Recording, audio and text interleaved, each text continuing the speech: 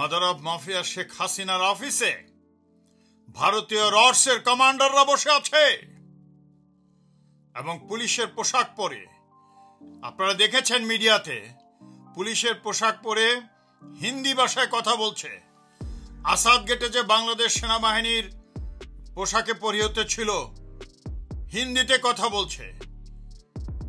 গণ অভ্যুত্থান চলতেই থাকবে, সেনাবাহিনীও তখন ঠেকাতে পারবে না। কেন দেশে যদি চলে যায় তাহলে আমাদের বেঁচে থেকে লাভ কি? এ শেখ হাসিনা আর ভারতীয় রডসের দোজকখানায় শহীদ হয়ে বরং আমরা বেহেস্তে যাওয়াই ভালো। আমরা যাদেরকে গণহত্যার মাধ্যমে শহীদ করা হয়েছে, আমি তাদের রুহের মাগফিরাত কামনা করছি এবং তারা নিশ্চিত বেহেস্তি, কোনো সন্দেহ নেই। এবং এর ফলশ্রুতিতেই বাংলাদেশ একটা নতুন স্বাধীন দেশ পাবে, যেখানে বিচার থাকবে, যেখানে গণতন্ত্র থাকবে, যেখানে মানুষ কথা বলার সুযোগ পাবে, যেখানে পেট ভরে দুটো ভাত খেতে পাবে, যেখানে আইনের শাসন থাকবে, যেখানে স্কুলের ছাত্র ছাত্রীরা লেখাপড়া করবে, এভাবে রক্ত দিবে না। তাই আপনারা থেমে থাকবেন না। আজকে সুর উঠেছে। কে এই ছাত্রগুলো মিরপুরে গত 2 দিন ধরে বলছে সামরিক বাহিনী শাসন, সামরিক সরকার। What is this?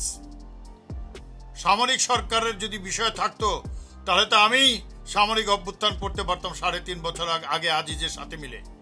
আমি তো গণ অভ্যুত্থানের কথা বলেছি। আর সেনাবাহিনী আমাদের সাথে থাকবে এবং আছে। তারা এখনো গুলি করেনি, করবেও না। প্রয়োজনে বিদ্রোহ করবে। তারা কি আপনাদের বিরুদ্ধে কিছু করেনি মানে কি? তারা গণ অভ্যুত্থান সফল হোক সেটাই চায়।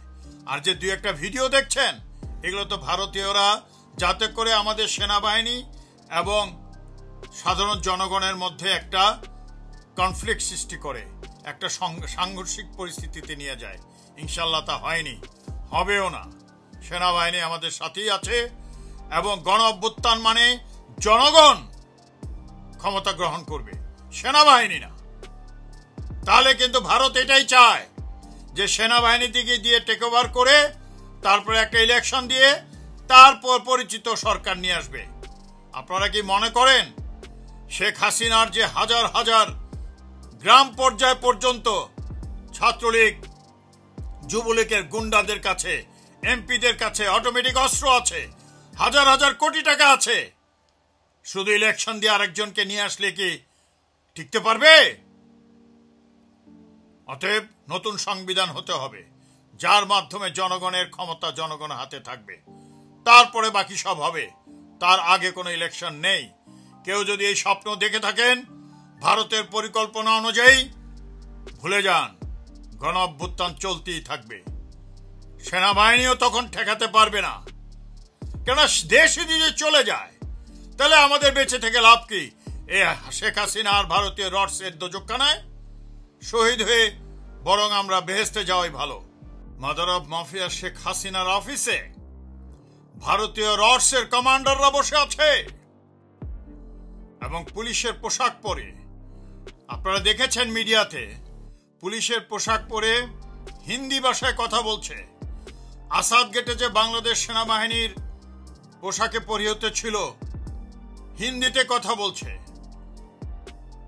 আমাদের টেলিভিশন সেন্টার যে দখল করেছিল, আগুন লেগেছিল, ওখানে যে বিডিআররা গিয়েছিল, বিজেপির পোশাক পরে, তারাও হিন্দিতে কথা বলছে।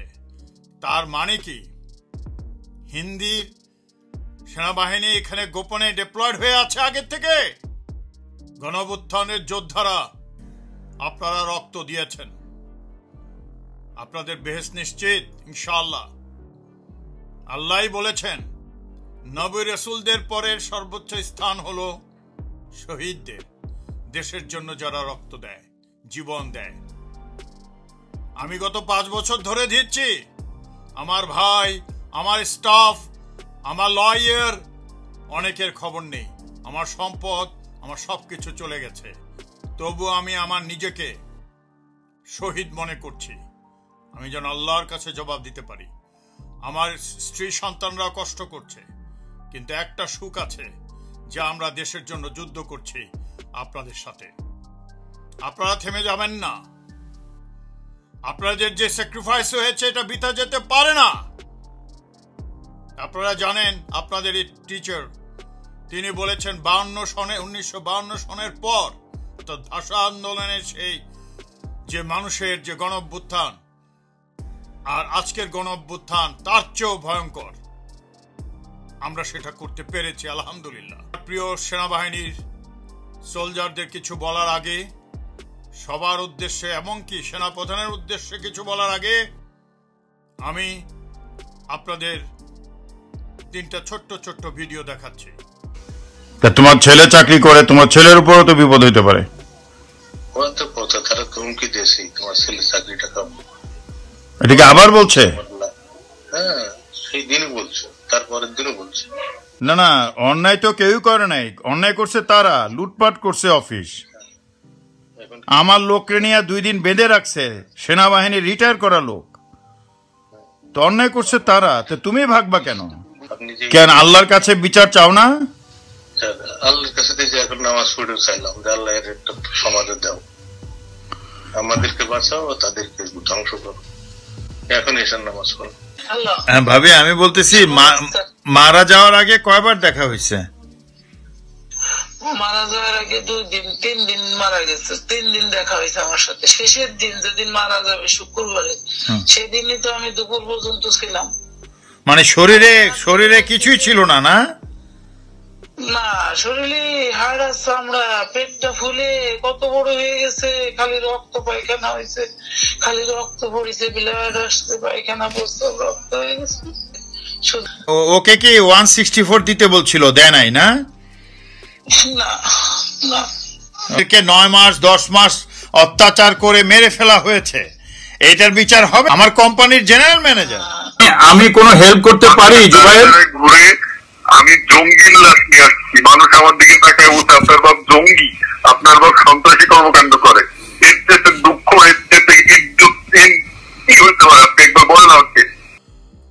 ক্যাপ্টেন জোহরের বক্তব্য শুনলেন কি বলল? যে সে তাকে ঢাকা থেকে চলে যেতে বলেছে। প্রথম যে তাকে তুলে নিয়ে গিয়েছিল, অ্যাবডাকশন করেছিল, 48 ঘন্টা টর্চার করে ছাড়ার পরে তাকে বলল ঢাকা ছাড়তে, আমার সাথে যোগাযোগ না করতে। যাওয়ার আগে আমার সাথে কথা বলল, তারই টেলিফোনের কথোপকথনটা আপনারা শুনলেন। সে বলছে, অনেকক্ষণের কথা এটা, আমি শুধু ওই অংশটা শোনাচ্ছি আমার প্রিয় দেশবাসী এবং সেনাবাহিনীকে। যে বলছে যে আমি তো নাই স্যার, ওদেরকে আল্লাহ ধ্বংস করবে। এবার বুঝতে পারছো তোমরা সেনাবাহিনীর, তোমরা আমাকে কথা দিয়েছিলে, কথা রেখেছ, তোমরা এখনো গুলি করনি। যদিও ভারতীয় রসরা দেখাচ্ছে যে আর্মির লোক গুলি করেছে, এখনো গুলি করেনি। গণঅভ্যুত্থান সফল হবেই, অর্থাৎ আর্মির পূর্ণ সমর্থন আছে, শুধু সেনাপ্রধান ব্যতীত। তারপরে শুনলে যে তাকে বলেছে তার ছেলে একজন মেজর আর্মিতে, তাকে তার চাকরি খেয়ে ফেলবে। কি দেশ এটা? চাকরিটা কি মগের মুল্লুক? কষ্ট করে চাকরি পেয়েছে। এটা মাফিয়া হাসিনার বাপের সম্পদ না, বা তারেক সিদ্দিক মাফিয়ার বাপের সম্পদ না, ফকিন্নির বাচ্চা। তারপরে কি তার স্ত্রী কি বলল শুনলেন? মৃত্যুর দিনও দেখা করেছে।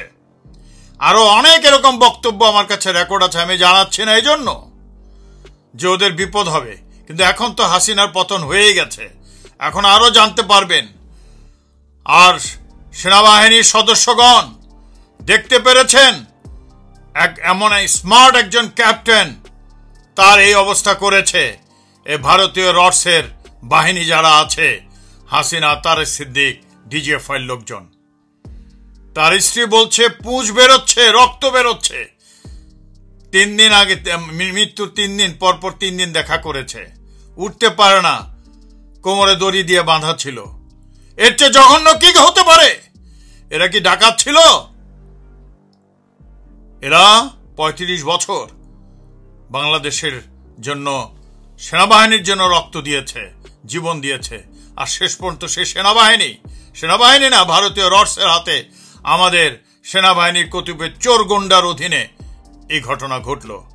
আর তার ছেলে কি বলল? 12 ঘন্টা দাঁড়িয়ে থেকেও তার বাবার ডেড বডি আনতে পারেনি। এই জোহরের মতোই ছেলের চেহারা।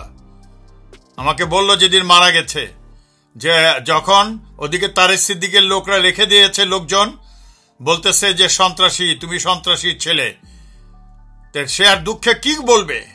35 বছর এই সেনাবাহিনীর জন্য এই করে এই ফল পেয়েছে। তাই তোমাদের বলছি, তোমাদের ব্যবহার করেছে গত 53 বছর এই সেনা, যারা কিনা সেনা অফিসার না, আজিজের মতো বা এরশাদের মতো বা শফিউল্লাহ যে ছিল প্রথম সেনাপ্রধান, তাদের মতো ব্যবহার করেছে পণ্য হিসাবে। যেইভাবে রাজনীতিবিদরা, রাজনীতিবিদ তো আর নাই, রাজনীতিক ক্রিমিনালরা যেভাবে সাধারণ জনগণকে রাজনৈতিক পণ্য হিসেবে ব্যবহার করছে, সেই সুযোগ আর দেওয়া যাবে না।